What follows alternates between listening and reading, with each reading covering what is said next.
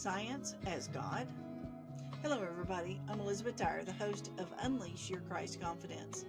And today we're going to talk about the world where science is God. And you may be scared to find some of these things happen. But let's really look at this. What happens when we take science and replace God with science and make it our God? So in schools, you're taught evolution or creation. See, when science becomes God, evolution is the only thing taught. We all came from something, and that something that came from space and somehow managed to make this planet, and somehow water came to being, and one thing and another, and we suddenly have single cell organisms called amoeba, and from that everything else evolved, and there became some type of creature that broke off, and part of it became apes and part of it became people, and this took billions of years. And if you believe this, and that's what you're taught, then what becomes truly important?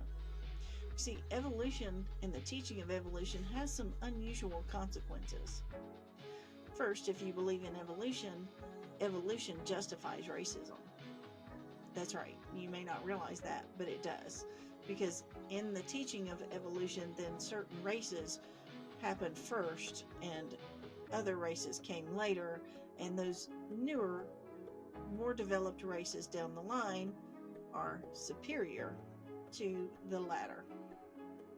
And that superiority justifies racism and making certain people and certain groups of people less important. Now, creation does not teach us that. God teaches us that He loves all people and created all people, and He created each of us for a time just as this.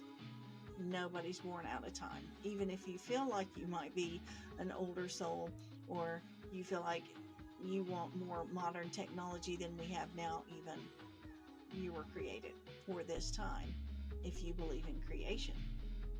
The other interesting thing with that is when you believe in evolution, the younger generation is far more important than any of their elders. That's right, they're considered superior. They are slightly more evolved than their parents, and that evolution gives them, again, a superiority.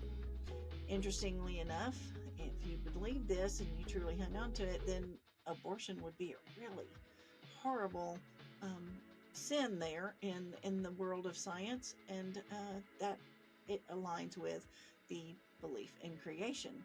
Because in creation, you believe that everybody was created by God, and therefore everyone has value. But in evolution, it's only the next generation that has value over the previous. So interestingly enough, there's a lot of true evidence out there that would show the contrary to this, as far as diseases and genetic mutations and things that are happening to us in the world at large. But I won't get into all those here. But let's just say I'm not a firm believer in evolution on any level. The other interesting thing with creation is quite the opposite. Adam and Eve would have been the first purely created by God couple, and from them everyone else comes, and the further down the line you go, the further you're getting from God's original creation. Therefore, Adam and Eve, or our ancestors, would have had more importance or been closer to God than we are. Not important as in to God, but more closer to God's original genetic plan for people, instead of the current generation being the most that the scientific world has brought about. In other words, that has just happened just because nature is happening, just because that's what the quote-unquote imaginary forces out there are doing. And there's definitely plenty of forces out there that are not imaginary. If you are in tune to those, then you'll know more from your creator than you would ever know from a scientific perspective. But in a scientific world, then the scientists themselves would become the priests, and what they would say would be more the gospel.